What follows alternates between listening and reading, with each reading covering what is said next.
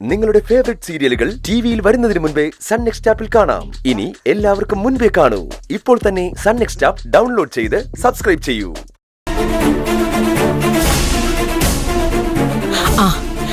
ശ്രേയ, എനിക്ക് നിങ്ങൾ ശരിക്കും ദൈവത്തെ പോലെയാ. എന്താ അങ്ങനെ പറഞ്ഞത്? ശ്രേയ ചെയ്തത് ഒരു നിസ്സാര കാര്യമല്ലല്ലോ, അതും വൃത്തിയായിട്ട് ചെയ്തു. എനിക്ക് ഭയങ്കര സന്തോഷായി. ആന്റി ഇത് എന്ത് കാര്യ പറയുന്നേ? അതെ, ആകാശിന്റെ പേരിൽ സ്റ്റേഷനിൽ പരാതി കൊടുത്തില്ലേ? ഓ അതാണോ? ആ, എനിക്ക് വേറെ ഒരു മാർഗവും ഇല്ലായിരുന്നു, അതുകൊണ്ടാ കംപ്ലൈന്റ് കൊടുക്കേണ്ടി വന്നത്. Sorry aunty. എന്തിനാ ശ്രേയ സോറി പറയുന്നേ?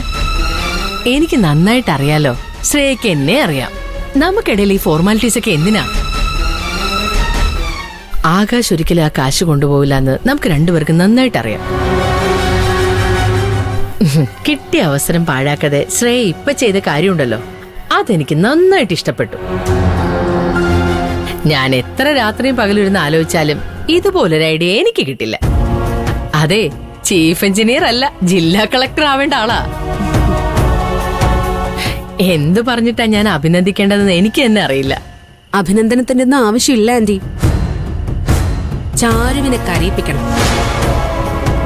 അവൾക്ക് സന്തോഷവും സമാധാനവും ഉണ്ടാവരുത്.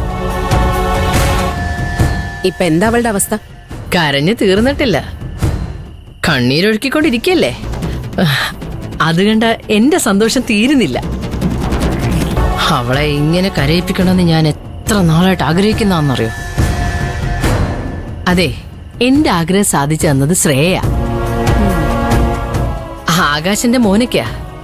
പക്ഷേ അവൻ ചാരുവിന്റെ കഴുത്തിൽ എന്ന് താലി കെട്ടിയോ അപ്പം മുതൽ എനിക്ക് അവനോടുള്ള വാത്സല്യം ഇല്ലാതെ. അവനെ കാണാതായതിൽ എനിക്ക് വിഷമമൊന്നുമില്ല ശ്രേയ.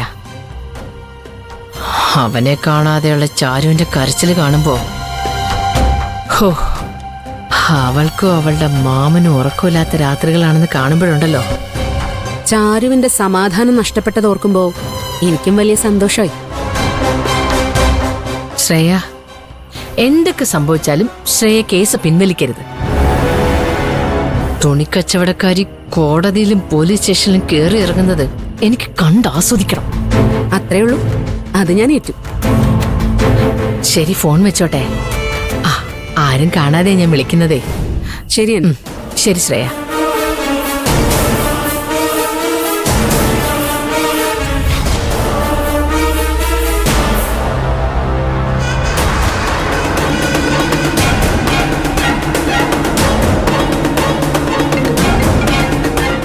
ആരാടാ? മാടാണോ? ആ അതേടാ. എന്നാ വണ്ടി കൂടെ ഒതുക്ക.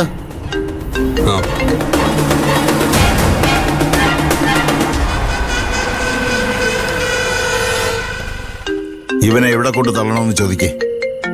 മാഡം പറയുന്നത് പോലെ ചെയ്യാം.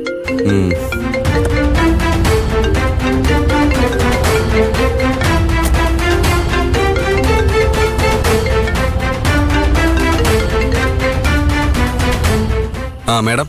അവന് ബോധം വന്നോ? ഇല്ല മാഡം, 48 മണിക്കൂർ കഴിഞ്ഞാലേ ബോധം വരും. Very good. അവനെ തേടി അലയട്ടെ എല്ലാരും. ഞാൻ പറയുന്നത് വരെ നിങ്ങൾ അവനെയും കൊണ്ട് ചുറ്റിത്തിരിയണം. Okay madam.